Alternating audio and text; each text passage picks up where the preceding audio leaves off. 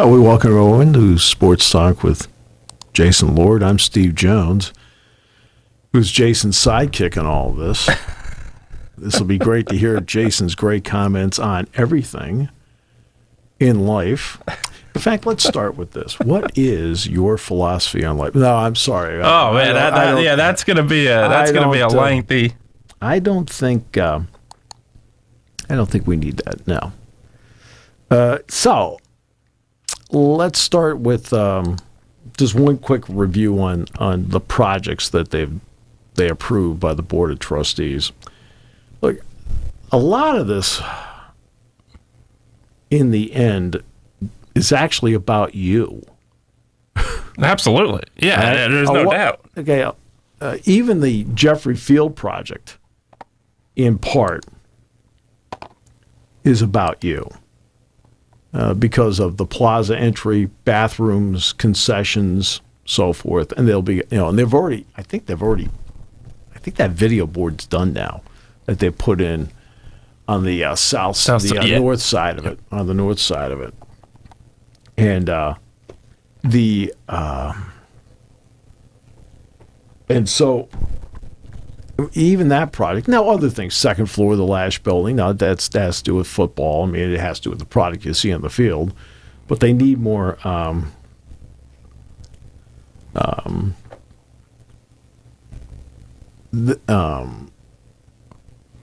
They need more office space. I mean, there's no getting around it. The bubble is going to put less pressure on Haluba Hall, which I've advocated for years. But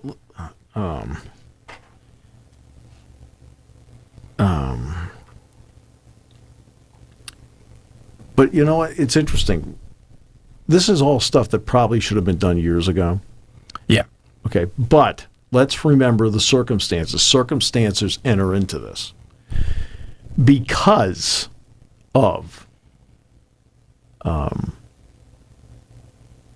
the fines. Because of the lack of bowl money, right? You're talking about $60 million in fines ended up going to charities, and then the bowl money that was supposed to go to Penn State also ended up going to charities. You're talking about $75 million total between the two. Okay, when you're talking about just the initial on this is like what, $70 million out of the gate to do various things with all of this. Then up to $200 million. That's money. That's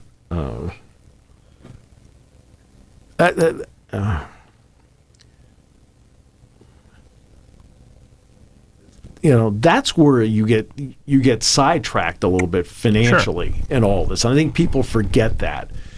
But now's the time to do it. If you don't do it now, you are talking about, instead of $700 million when it's all said and done, you could be talking between $1 and $1.3 billion if you wait 5 to 10 years. Easily. You can't wait 5 to 10 years anymore. No doubt.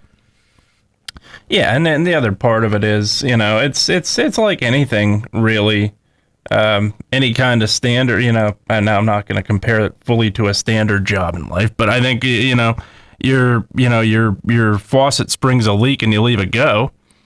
It's fine at the moment, but you keep leaving it go, and you keep leaving it go, that leak becomes a waterfall. And that's ultimately what will happen if you don't upgrade things. And that's, it's a necessity at this point, not only because of cost, but because of, staying up to date on things. There's no doubt about it. This is where they do have to upgrade a few of their things. They know that. Yeah. And there's no doubt about it. And now, the cost is going to be a lot less now than what it is 5 to 10 years ago. And with cost is always going to come sacrifice. There's nothing that you can do to avoid that. That's really just you go back to when, Michigan Stadium was renovated. They had to sacrifice a lot of things too. And that's just, unfortunately. For a period of time. Yeah. I was just talking to Kyle and Jerry Valeri about this, as a matter of fact. And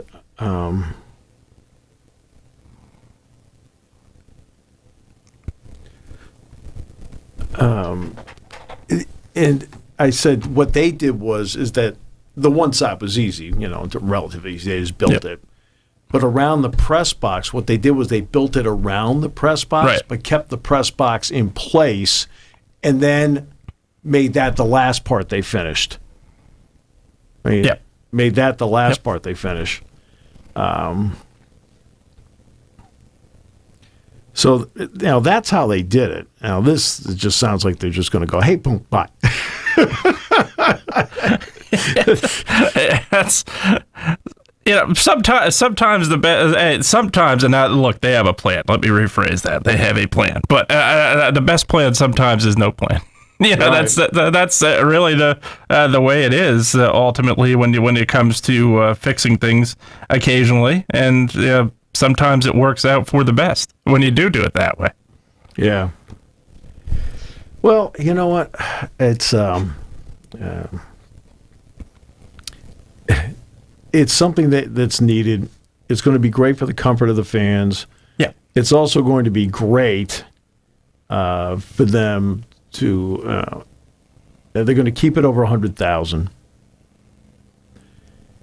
And in the end, I think, in the suites on the west side have, to me personally, a little more value to them because the sun's at your back. Yeah. And I think, in the end, these projects, now's the time to do it. Yeah, and you've now cleared out of the hurdle of the fine that the NCAA put in. I have no words. Oh, I don't think too many people do. Okay. The bowl money that was then distributed to charities in the other Big Ten cities. I have no words for that either. No. I'm sure the charities were fine, but now you're out of that. Yes, because you needed capital to take care of it. Well, now you're out of that. You can push forward. Now's the right time to ask for it too. Look, you're coming off a Rose Bowl win. Sure. You've got, 7 Big Ten championships this past year alone. And I think that, that's this is the right time. And when you start the 2027 season, you'll have a spectacular place to walk into. Yeah. It'll take some time to do it, but it'll be a spectacular place. Because, look, let's get to, the fan part. Obviously, seating in suites are fan, no question. Bathrooms. Yeah. Okay. Which is massive. Okay. Yeah. Okay. Concessions. Yeah. Many more of them. Right? Wider concourses in the center and at the bottom. Yeah. Which makes it easier for you to get around. Yeah, and that's a big part of, even you look at baseball renovations when it came to renovating baseball stadiums, or when it came to building new stadiums. Right. You look at Yankee Stadium being a prime example. The complaint was you're breaking tradition. You're getting rid of the old stadium that stood since 1923.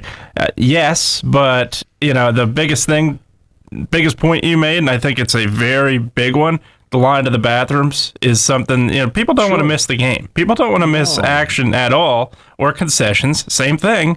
And you upgrade those facilities, that's massive. You can't emphasize how important enough it is to upgrade that. Does it show on television? No. But does it show in terms of a full game experience? Absolutely. Sure. Well, look, you know about the number of times I've been to Fenway Park. Yeah. And Fenway Park was built in 1912. Now, have they done things to it? Sure. But when you leave your seats and you go down below, let me give you an example of how they felt they needed to change something there. When you enter Fenway Park, you actually give your ticket outside on Jersey Street. That's where the entrance is for your ticketing. Yeah. Okay? That way it creates, by using the street, a, quote, wider concourse to get people in and out of the park. Well, they're not proposing to do that, but they're going to widen the concourses here. Okay, on the ground floor and in that center area. That's, okay? That's for your comfort. Bathrooms, that's for your comfort. Okay, concessions, that's for your comfort. Oh, by the way, not just, there is a lighting standard, and and I know the Jordan Center's been upgraded a couple of times, right, to get it to the right candle power. Same thing in the stadium, right candle power. The possibility with now NBC, we know West Virginia, the opener's a night game. Right. They finally got around to announcing that. Worst kept secret known to man. Yeah. It's like, okay, it's like, all right, but it's not a question of, they have substandard lighting there. You have to, though, but you have to keep changing it out often to make sure it is to standard. Because over time, okay, like anything. Yeah. I mean, I know you don't change the bulbs in your house. I know that. It's like, some of them could use it. Okay, I know you like to operate in the dark. I got it.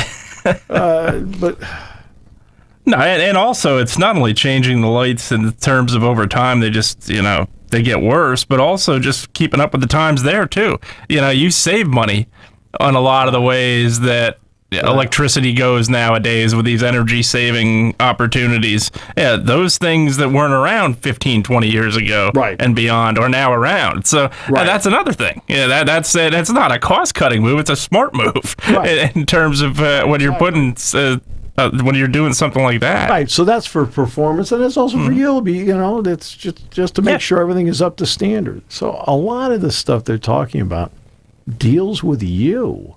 Sure. Right. And it should, and that's look, absolutely the most important part. Recruits, of course, it'll look great to recruits. Will it look? There's, it's great across the board. But the bottom line is your comfort, and yes, making sure that everything is done to that stadium. Your safety is important, as always. Absolutely. So I mean, that's what this is all about. There are parts of the stadium that are 62 years old. Not all of it.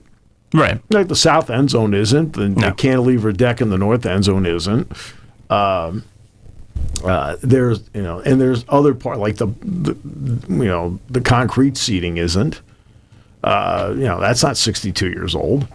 But you've got but you still have to take care of everything along the way. You have to make sure that you are providing the best experience possible. And wider concourses, both in the center and the bottom, is a big part of this. Better and more bathrooms, big part of this. Better concession stands with great choices, even better. This is, for you. It's for you. And that's what it comes down to. And it's something that has to be done. Yeah. All right? Jeffrey Field. All right, now, let's face it. I've already told the story about Jeff Cook changing his shirt in his car before coming over to the field to do the talk show. Well, he shouldn't have to go to his car and change his shirt. Nope. He should be able to go into a locker room or into his coach's office right after practice and change his shirt. So look, they need locker rooms, offices, everything there, to go with an entryway for you, and then we'll talk about the seating and what they want to do with that later. All right, but that's what they want in that facility. Facilities are a big part of anything. I'll give you an example. I want to say Ohio State in 2002, so we're going back 20 years, spent about, I want to say $190 on the stadium. Yeah, it was up there. It was well over $100 million. I think they spent $190. Yeah, and they redid the press box. I remember, I think it was the 2002 game, going up a freight elevator, and it took minutes to go up there. Sometimes you're like, we're in there a long time here. It was definitely 45 seconds, but it took like several minutes because it just kind of crawled its way up. And they eventually built suites on that side, press box, of course, on that side. You're high up, the whole thing. But they only did it on the one side. They did not put suites on the opposite side. They changed the end zone. they did a lot of work in the upper deck there, a lot of work in the upper deck. And then they changed the end zone where they put in a permanent seating section because there only been temporary seating before. And they talk about the horseshoe. Well, they did it in such a way where it kept the integrity of the horseshoe because the entranceways for both football teams are down that way, which gives you still the, quote, horseshoe look.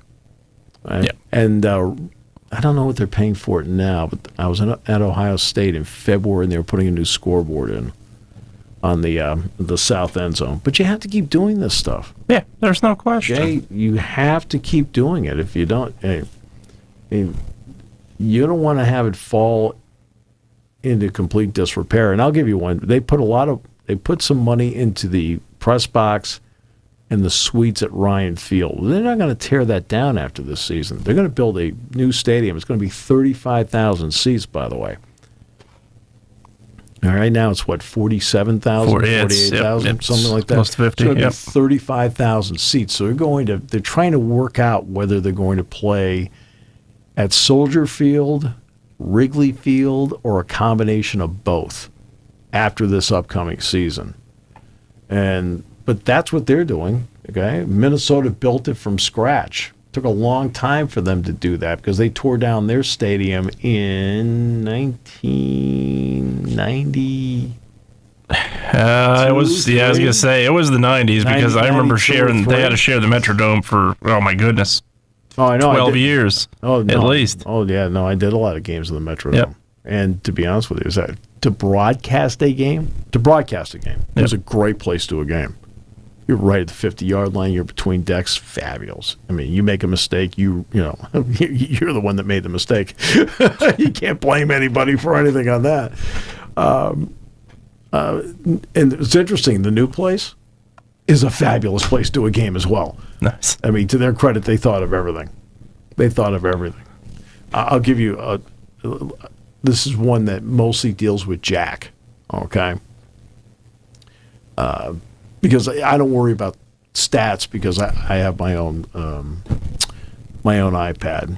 I've got one of those 12.9, so I've got a larger one, and that's what we use as a stat monitor from Stat Broadcast.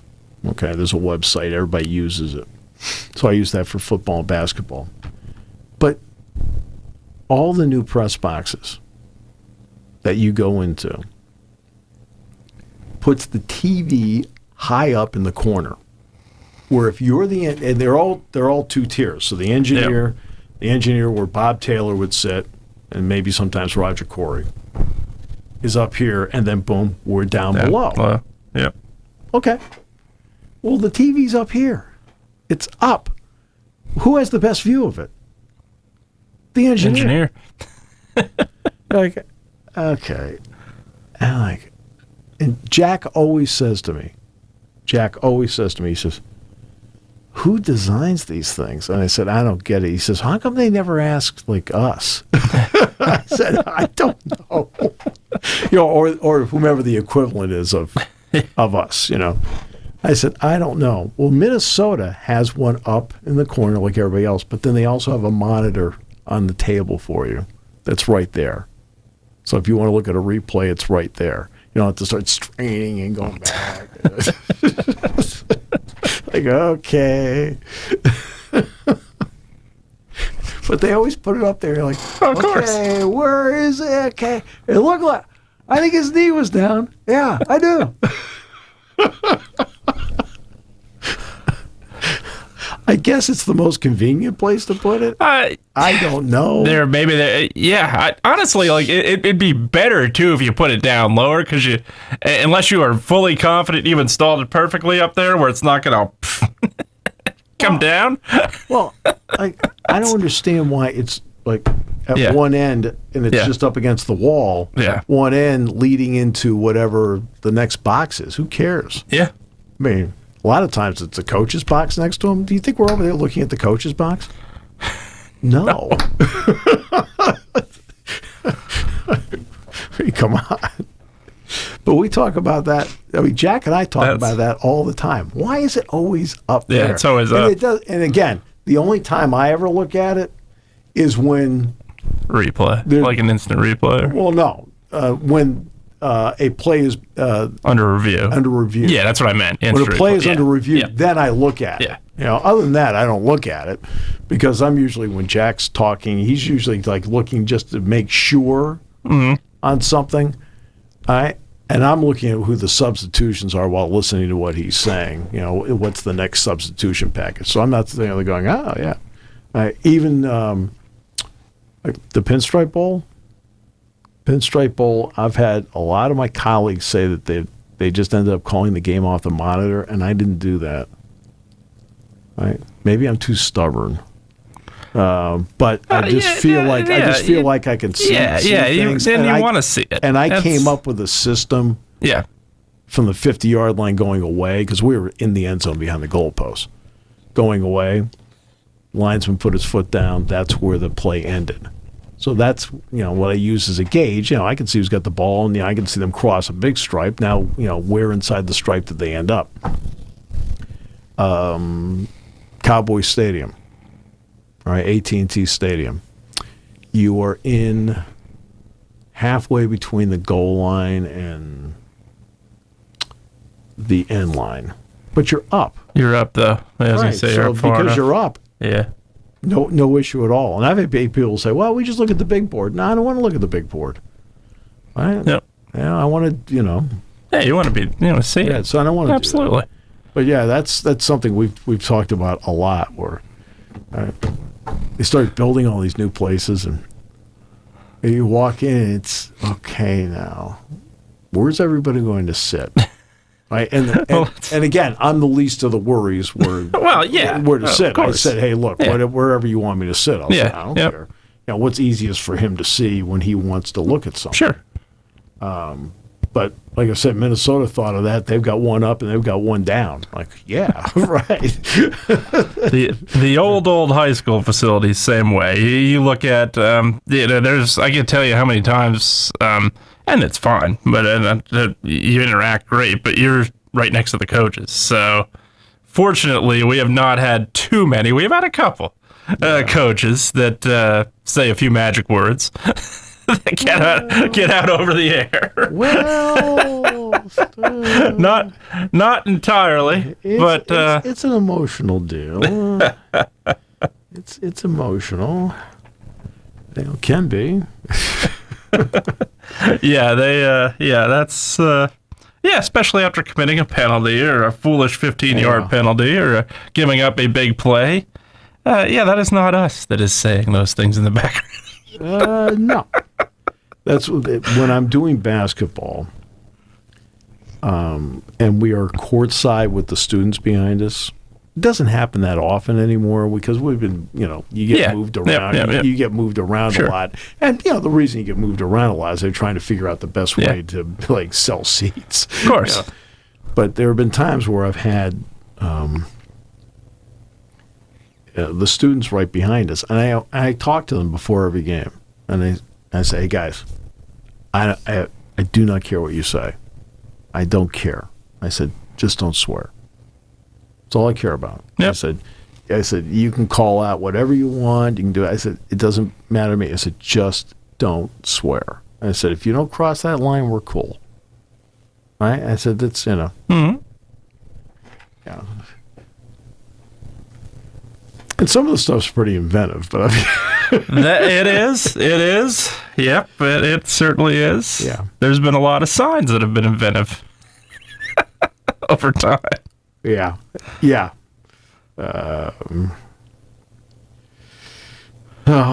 Sometimes even the athlete laughs. That's the best part of it. When incident's laughing about it, that's when you know you've won the day.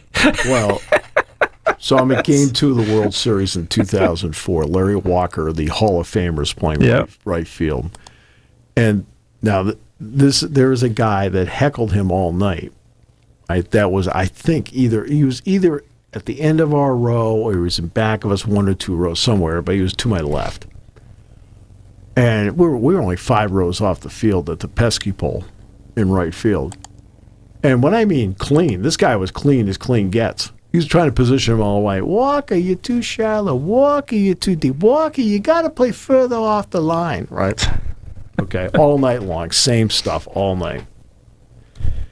And the Red Sox are up 6-2. It's the bottom half of the eighth inning. All right. And the Red Sox, they're gonna win the thing. Yeah. Right. Yep. It's so finally the guy yells out, Walker. He's playing for the Cardinals, so they have the red shoes. Yep. Walker. It's the bottom of the eighth inning, for God's sakes, turn off the shoes. And Walker put his head down and just started laughing.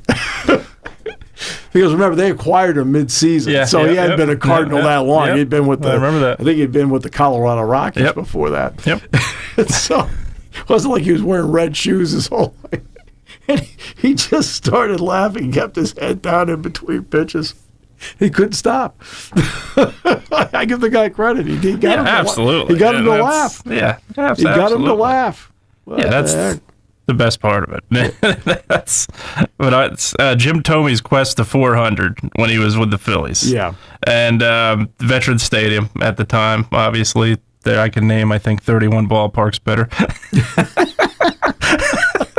You know what? 30. Shea Stadium was worse.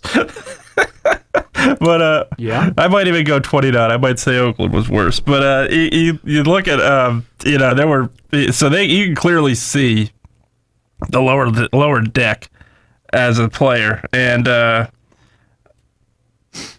remember he was playing. The opposing fans were just on Thome, who's one of the best guys in the history of baseball, personality-wise. I can't count 5 people who have a bad thing to say about Jim Thome. So, so literally the guy's like, "Oh, you're cool with us, Jim," and then finally the guy puts a sign up, "Jim Thome is my homie." And Thome looked over during batting practice and just started losing it. Like, what are we doing here? Oh, goodness gracious. Penn State men's lacrosse, Princeton, they're in the NCAA, so that's great. And now they get to start a new journey, and let's see how far they can go with it and take it from there. Nikola Jokic. I'm sorry. I don't think he should be suspended. Oh, heck no. Heck no. I don't think he should have got a technical. No. I don't think he should have even got a technical foul. That's he was excellent in his post-game press conference, not referencing who that was, because it didn't matter at that point. Right. The guy's got the ball in his hands. It doesn't matter who it is, if it's a fan, if it's an owner. You're not part of the game. You're not participating. Right. Let go of the ball. Yeah, absolutely. He is 1,000% in the right on that one. I have no problem with that.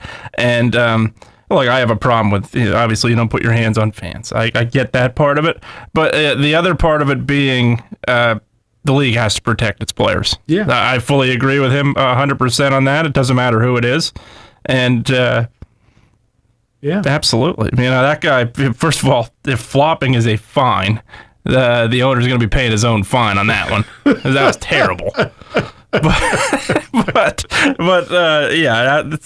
learned that in Michigan State. Yeah, he certainly did, because that was bad. But that's the spot there for Jokic, and I think the Suns understood the situation, coming out and saying, "Oh, it'd be a shame if he was suspended," because he shouldn't be. Right. And absolutely, I see it both ways. You don't put your hands on fans. I get that, but more importantly, fan, owner, I don't care who it is, Jack Nicholson, it doesn't matter. Let go of the ball in that spot. Okay, no, wait. Nicholson? Nicholson even. Let go of the ball. You can keep, you want the ball back. Hopefully he doesn't act as The Shining. Then we're in trouble. But, I'd fully agree with Jokic in that spot. Well, I don't think he should be suspended. No, absolutely not. Like I said, I don't think he should even got a technical foul for it. No. I know the officials are trying to keep, quote, some control over what's going on here. Well, then you don't let the ball get to that point where the guy's holding it for 10 seconds. Right, exactly. But, you can't do that. Suns did win on a night where Jokic had 53. Murray had 29? Yeah. So the two of them combined. If you were to tell me before the game that those two guys would combine for 81, I would have asked how much did they win by? Yeah, that's the unbelievable part, and they lose. And then the Celtics, very quickly on this, the end of regulation, no timeout, and Smart takes the three. He's wide open. I have no problem with that. And that spot. All right. Same thing in overtime, down one. Okay, well, guess what the Sixers are doing? Backpedaling. Did Smart get an open look? He did, but it took too long to develop. No, it took him too long to get there. He's late. There's no question he's late. But what is this obsession where you have to call a timeout? And this goes back, to the 80s. It does. Okay? In the 80s, where every time every analyst feels you have to call a timeout. You have to call a timeout. You have to call a timeout. No, you don't. No, you don't. Okay? You don't. If you are sitting there and you have, let's just pick a number here, 6 to 9 seconds to go in regulation or the end of overtime, you call a timeout and you advance the ball. Yeah. Right? But each time there was 15 seconds to go. You've got plenty of time to get up the floor and get into what you want. Yeah. And to me, that's the key, is how much time do you have? Oh, and the last I checked, Tatum's been there before, Brown's been there before, Smart's been there before, White's been there before. Okay? They have. Okay? Al's been there before. Certainly has. So guess what? They're going to run. They know what they want to run. But do they? That was the question. I think but the Celtics did run. They ran good stuff on that play. They got it out to the wing to Tatum. They got it to the baseline. They got it over to develop. Okay, and instead of taking 15 seconds, the play took 15.2. Yeah, and that's because the Sixers did a good job of cutting off the first shot. Cut Tatum off completely. Right, and then they cut job. off the baseline. Yeah. All right, and so they kicked it back out, got an open shot, missed it. I have no problem at all. I don't get what the obsession is. What, does it make everybody feel better that you did everything you possibly could? Well, what the heck's practice for? Yeah, and the other part of it is the other team is winded. The other team hits a shot, and they're backpedaling and they're winded. And by the way, Harden needed to hit that shot because what he scored, 39? Yeah, 39. Yeah, he gave up 38 in the game. Yeah. I mean, and Embiid was terrible in the fourth quarter. I'll tell you right now, we have people who are in the station, he can't defend them.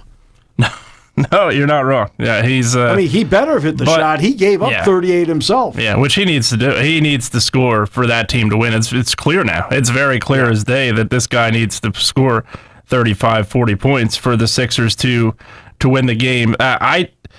I do think in that spot, I see it both ways. I don't think, Phil Jackson was notorious for not calling timeouts, letting his guys play it out, and it worked pretty well for him. In that spot, I think you do call the timeout because of game one. I go back to game one. They were lost on that final possession. They didn't get a shot off. That was the concern for me that was going to happen yesterday, and it did again. Yeah, they were fine with how it was set, but again, just didn't recognize clock with Tatum in that spot. Didn't get a shot off. In that spot, you got to get a shot off, and that's they got a shot biggest off. thing for me. Too late. Too late. Yeah, then that's. But it wasn't like it was 2 seconds too late. No, it wasn't. No, it was like 0.2 too late. No, and that's right? but and still, it's obvious still the too ball's late. Still in his hands. Still too late. But I have no problem with it. What you can call a timeout. Guess what? Yeah, you may get exactly the same thing. But the other thing you do, you give the other team the chance to drop a play too. Then that's a chance to set their defense. Yeah, exactly. You give them the chance to have to come out in a set spot. No doubt about it. All right. But I have no problem with it. But I can see the timeout. I would have called a timeout in that spot because of game one. Right. You didn't get that shot off in game one. Now you don't get it off in game four either. That's I think but the they worry didn't get for off me. The shot period in game one. Yeah, no, okay. And that's I have no problem with this. If they call the timeout, I have no problem. No, I think the timeouts were. No, I have no problem either way. I think in that spot you do. End of regulation, I don't think you do. That's a tie game. Play it out and do what you can. But in that spot, you're giving up the lead. You never know. Even if they've been there before, which they have, you never know entirely how your team is reacting to that, to being behind in that spot with 15 seconds left. And that's probably why in that spot I do call the timeout, but I can see it both ways. I can see why you play it out. I don't have a problem with it. If they call a timeout, I have no problem with it. Conversely, I have no problem with them not calling a timeout. Let's take a situation where you're down. Yeah. Okay.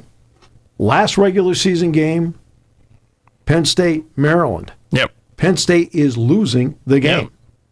Yep. Okay. Did not take a timeout. Okay? Won the Came game. down the floor. Sure. Right.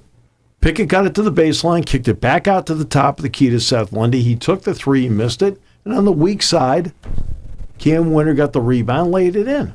Yep. Okay, well, number one, Seth took the shot with, 2 to 3 seconds to go. All right, that's the starter. But they didn't take a timeout. Right. Again, in men's basketball, you can't advance it. Yeah. All right. But you always, I always love this. If you call a timeout, you're showing everybody, like, oh, okay, yeah, you got to call a timeout there. Well, no, you don't. There's 15 seconds to go on the clock. You don't have to call a timeout. All right? Did you like how you practiced it? Yeah. Yep. And so you go from there. I don't get what the obsession is here. It's always about time and score. Always about time and score. So if there's 6 to 9 seconds left, okay, I want the timeout, not so I can draw up something brilliant. I just want the ball up here. Yeah. Okay? So I just want to advance the ball. That's the only reason I want the timeout, is to advance the ball, not to come up with something creatively ingenious. I'm just trying to save myself time by advancing the ball. All right? Then after that, what we get is what we get based on what we draw up. But in that situation, 15 seconds to go, you don't need to do that. No, and for some reason, everybody, you got to call a timeout there. No, you don't. If I have a young team, I call a timeout no matter what, because I don't have confidence in what they're doing. But if I got Horford and White or Brogdon or Brown or Tatum or Smart or whatever, I think I just named six guys right away. I'm looking around saying, okay, I think we got what we want here. There's one spot where he should have called timeout. You just reminded me. He tried to get Brogdon in the game there in a spot offensively, did not call timeout, and then they turned it over. Right. That was one spot there where... But White was having a good game. Yeah, he was. But that was the spot where I think I would have definitely called a timeout. And the other thing, I think, it all ties together because I think Missoula brings it upon himself. You look at his comments after Game 2. Oh, I know. Where he called out the media. You don't do that in Game 2. I don't care who you are. Again, that's the kind of stuff that's you want to do that after you win the championship, go right ahead. You just even the series on your home court. You don't say that stuff. Number one. All right. This goes back to you weren't here last week, which, God, it's one of the best weeks we had. I'm sorry.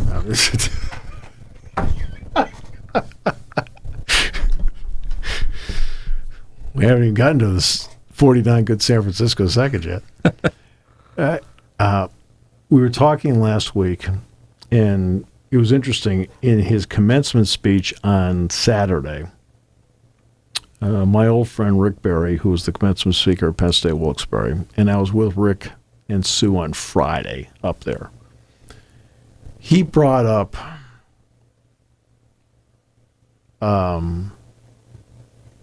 that you listen to mentors, you listen to people you trust, you close out all other noise. Which is what, as you know, in my classroom setting, I've talked about this so much with them because social media is so prevalent. Absolutely. So I feel like I have to have 2 or 3 talks a semester just about social media, how, in my opinion, you should handle it, both your usage of it, but also your response to it. And it's the same thing with the media. I know you sit down after a game and you've just gone through the emotional ringer for 2.5 hours. right? You've gone through, in your own mind, decisions you're comfortable with and decisions like, I wish I hadn't done that. Okay? And then you have to answer questions. And some of the answers bring with it, some of the questions bring with it a feeling of criticism in the question. Okay, we'll leave it. I think that's the best way to put it. Mm-hmm. And you then become defensive.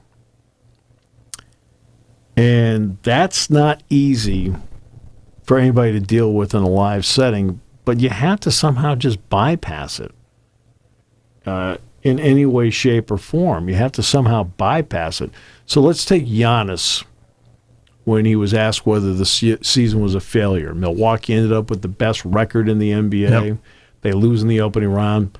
Mike Budenholzer ended up losing his job. In fact, the last 4 NBA championship coaches, Kerr's the only one. Steve Kerr is the only one still standing. Yeah. How about, I mean... Yeah, because Nurse just got fired, Nurse got fired, Budenholzer got fired, Yep. Frank Vogel got fired. Yep, Vogel, yep. Right? So, the last 4 NBA championship coaches, 3, I mean, that won it all. I don't mean the runner-up. No, won it all, yep. 3 of the 4 are right now unemployed. Yep. Well, you're going, he was asked if it was a failure. And Eric, and I can't remember his last name from the Athletic, but Giannis kept referring to him as Eric. He knows who he's talking to. Yep. And Giannis did a good job of getting close to, like, he talked about it in personal terms and then brought it back. Yeah. He said, hey, if you didn't get a raise this year, is the year of failure. Mm-hmm. You get a promotion, yep. You didn't get a promotion this year, is the year of failure. Well, no. Right? We were able to, there's a lot of things that go into balance as to how your year went. And he talked about, making the next steps and what they have to do. And that was a question that had, when you bring up failure, is it a critical question? No, but I mean, there's nothing wrong with asking the question. No, there wasn't. No, I mean, because there's nothing wrong with to asking me, when the question. everybody's thinking it, there's nothing wrong with asking it, as long as it's within reason. So now you get to the social media part of it. Yep. The social media part of it is the part you cannot pay attention to. Now, maybe you have somebody on your staff that pays attention to it only because, hey, look, you might get a question about this, because there will be some people that do these jobs for a living that will look at social media, see certain things that are brought up on social media, and then they'll ask the question in the press conference, like, okay. Yeah. All right. You can leave it at that. I'm not going to. You can deliver your own analysis at that point. Oh, yeah. But you can't pay attention to that stuff. No. Pro and con. You can't pay attention to, let's take the positive part. You're great, you're awesome, you're incredible. And then guess what? You start thinking, man, you might start to think, hey, you're great, awesome, incredible, and you get lazy. That's right. Right? Yep. Then the other side, you're terrible, you're awful, you're the worst person on the face of the earth. You think negatively. Right? And then you start thinking. Mm-hmm. Okay? Not thinking negatively, Jason, but thinking. Yeah. Thinking what you're doing. Right? Yeah. So now you're out there and you're thinking the entire time. Mm-hmm. Instead of just naturally letting things come to you, you've done this 1,000 times, you know your job better than anybody. It doesn't mean you don't make mistakes, because you do make mistakes. Everybody makes mistakes. Right. Especially when you're, quote, live for 2.5 hours on a sideline. Mm-hmm. You're going to make some mistakes. Sure. Maybe a substitution, maybe not the right time, maybe a play call, maybe the end of a quarter. Mm-hmm. Same thing in our jobs. I mean, there'll be mistakes that you make during the course of a 3 to 4 hour ad lib broadcast. You're going to make, you try to keep it to under 5 if you can. Sure. Right? But you can. And you don't need to have somebody point it out to you. And at the same time, you don't need to be sitting there reading about it. Who cares? No, I agree entirely. So for him, he's a younger coach who doesn't have a lot of head coaching experience, You don't get up there and lecture the media. No. You don't do that. No, you absolutely If don't. they have jobs to do, just work with them. Yeah. It doesn't mean they're right. I mean, they may be wrong about what they're saying or asking, but remember the old TV commercial, never let them see you sweat? Right. Yep. God, I just realized something. The last 2 shows we did together. Had that same shirt. Use the same I was shirt. thinking that too. So I just thought of that. Are you in all week? I am. Are you going to wear that shirt tomorrow? No, this will be the last time. You sure? Yeah, I'm pretty sure. I'm not. That's 3 shows in a row. That is 3 shows in a row. I tell you what. It should give them good luck. Get you a primetime game in week 1. That's pretty good. Time now for 49 good San Francisco seconds. The first point quickly before the 49 seconds. I think also to your point, sometimes when you get the answer to the question, you get the learning experience too. And I think the answer to Giannis giving that answer, I think everybody knows the standard in basketball for the most part. You're looking at LeBron in this era, okay? You're looking at Michael Jordan, a big part of it. Sure. For anything. Michael Jordan has played 15 seasons. He won 6 titles, where the other 9 failures. That was, in this generation's age, the mic drop, so to speak. I think that was. That was a spot where Giannis said, okay, there you go. Right. Yeah, and that's okay. The 49 seconds, I'll tell you, I'm going to tie it to Penn State. I think the pick of Jair Brown in round 3 was incredible. I think, by the way, Jair got his degree this weekend. Nice. And that's and walked. And walked. He walked. Excellent. Yeah. I think that pickup is incredible because a couple of reasons. I think number one, he's obviously has a team with depth in the secondary, has a team that needs secondary. He's that hybrid player, and right now, as it stands, the 49ers don't really have a third linebacker as a starter. Right. So having that hybrid, I think, will help. And the other part of it, very similar to what they did with Hufanga, where he got better in his year 2 because he sat for year 1 for the most part. Brown's going to probably do the same thing. Going to sit behind Gibson, learn quite a bit, and get the chance really to see what he can showcase probably in year 2. But I thought that was a great pick by the 49ers, getting Jair Brown. And, quarterback situation, who knows? I've heard Sam Darnold is the most talented thrower the 49ers have ever seen this week. So I've heard quite a bit. So right. I don't know what the quarterback situation is. And I wouldn't fully say they're not going to trade Trey Lance. I think there's a chance they will, but they're going to probably wait in August if somebody goes down somewhere. Right. Oh, hey, by the way, we've got Brock Purdy now healthy. Now we know that. So let's see what we can get for this guy. There you go. That was probably 49 of the best seconds that the one 49er fan in Pennsylvania got. You actually went a minute 40, but that's all right. That's all right. You were allotted 49 good 49, sentences. And I went a minute 40. Yeah. Jair Brown gave me permission. I'm such a big Jair Brown guy. So am I. I thought, and that's a secondary that was incredible. So not everybody's going to get the credit they deserve. I think, and Kalen King, I think, was in that category, not getting enough credit. I think he's going to get a lot this year. Yeah. But I think, to me, Jair Brown was another guy that was on an incredible secondary, didn't necessarily get all the credit he deserved, and now he's got the chance, I think, to show it. By the way, one last comment on social media. I think it's great that the fans get on social media and they make their comments one way or the other. Yeah. I have no problem. Yeah, I have no problem with emotion within reason. Absolutely. Zero. Absolutely. I don't care what I do. Shows they care. I'd rather have a caring fan base that throws their heart and soul into it. So if they're posting on Instagram, they're posting on Twitter, they're posting on message boards, zero problem with that. None. But that doesn't mean me as a reporter or a play-by-play guy or a coach or a player should be reading or paying attention to it. No, right? and the greats don't.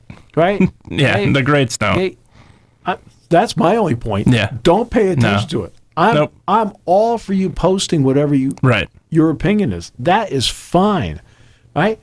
And if you want to post it on Instagram, great. You want to post it on Twitter, great. You want to post it on message boards, great. That's great. But those who are involved in what's going on should not pay any attention to it at all. No, and it separates. Sometimes, often, you go back to that, the first point you made, where if you read your bad, you're going to think. You read your good, you're going to, exactly. Yeah. And that's to me is what separates good from great a lot of times, because the greats don't do that. The greats don't look at it and care. No doubt about it. The majority of them. Now, do people read the newspaper? Do people nowadays look online? Of course. Of course. They say they don't. Sure they do. They do. But in terms of paying attention to what's actually said and reading it is two different things. I mean, fans are entitled to have all sorts of opinions. They're paying the freight. Absolutely, and it shows they care. And I don't want to hear, well, they're not that person just sitting at home. They're not buying tickets. Well, they're paying the cable. They're paying the cable bill. so they're buying merchandise. So they're taking 3 hours out of their day to watch you play. Absolutely. They're paying, right? They're paying. They're begging for you to watch. They want that 3.5 to 5 million viewers. I agree. Every single week. So I have zero problem with that. It's just again, but the people who are involved with it should not pay attention to it. And I've also told the young people in my class that I said, I know you need to be on Twitter. I know that. Right. Your generation needs to be. I said, think before you hit send. Mm-hmm. Absolutely. Okay. And number 2, don't ever get into Twitter fights with people. No. Because remember, you are the known entity. Mm-hmm. So no matter what happens, there is only going to be one individual that is going to look bad in it, and it's always the known entity because they don't know who the other people are. Yeah. Yep. Hey, they really schooled and picked some Twitter handle. No.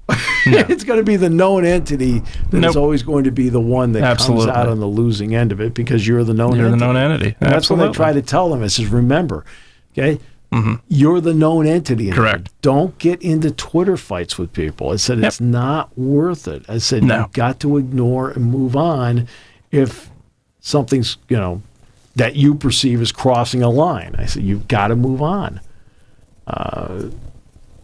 You have to develop that kind of discipline today with social media because you can easily become undisciplined. You can easily get off the rails on it.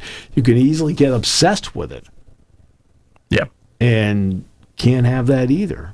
And eventually you have to go out and you have to do your job. I mean, you may have to go out and cover a high school softball game this afternoon. You can't be sitting there worried about what's going on Twitter. You got to worry about the high school softball game. Sure. Like the game, the highlights, what do we have? What time do I need to be back? Am I pronouncing all the names correctly? Which is extremely important in high school. I can tell you that right now. It's extremely important in any sport, period. In everything. Every sport, period. But you mess up Junior's name, you will hear about it. I promise. I've done it. But I think, no, absolutely. Pronunciation, getting it right, and even taking the extra second and play. I think it's what makes Joe Buck so good. You ever notice he will pause? He'll take that extra second to get it right. Yeah. Every time. Yeah. That's what makes, again, great from good. That's what makes Joe Buck so good. Yeah. And that's the one thing that I've noticed with him. And it's other people do it, but that's, not only get the names right, get the call. Do everything in your power to get the call right. Yeah. So, that's all part of it. Today was part facilities, part owner needs to just own team and not get involved.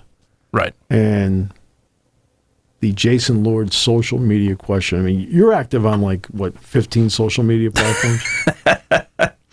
Minus 14. I don't use them. You're only on the Metallica message board. I get into fights all day. No. Again, he only cares about the lead singer. The rest of it's just. No, I am admittedly not active on social media hardly at all, with the exception of. Okay, right, okay. Yep. The only thing I do on social media. The only thing I do on social media now, and I read it. That's about it. No, the only thing I do on social media is this: Twitter 0, Yeah. but I have a Twitter handle. I do too, but I don't use it. But I got it for the domain. Yeah. Same thing with Facebook. I got it for the domain. But what will happen is I will go on and I'll wish somebody happy birthday. I do that. Yep, I do that. I do that. That's why. About the only Facebook, thing, or I'll like a post, but that's Facebook only, pretty much. Yeah. Oh yeah, but I mean, that's about the only thing I ever post online is like happy birthday to somebody. Yep, same. But that's about it. I don't have a lot of time to do any of the other stuff. I don't. I don't either. Same. This morning, the mission was to finish up Michigan State, which I did. So that's 12. I start the basketball stuff, at least what I can do, tomorrow. Even though the basketball transfer portal closes on Thursday. Yep. Michigan State, just very quickly. This should be tomorrow's topic. Get this. 20 players have transferred out. 16 have transferred in. It's like, I guess at the football building, I guess they installed a revolving door. They may have. I don't see, and we'll get into this more tomorrow. We talk about the culture part all the time, which I think is important. Very. I think it's really important. Very. Now, Mike Rhodes has no choice. Okay, so let's take Mike out of this. No, new coach, period, has no choice. Yeah, but he has no choice because of the, you lost an entire recruiting class. Right? We'll get into all that tomorrow. But how do you develop an our culture? What is your culture? Yeah, that's a good point. Your culture is a guy from Liberty, a guy from Auburn, a guy from TCU, a guy from Mississippi State, a guy from Texas A&M, a guy from Florida State. I'm thinking about all the people because I put on the chart where they transfer from. I mean, there are two kickers. One's from Ohio State, the punter. The other one's from North Carolina. It's 3 tight ends. Okay, Michigan State has 3 tight ends. All 3 are transfers. Purdue, Boise, and can't remember the last one. All right, back tomorrow on Seven Mountains Media.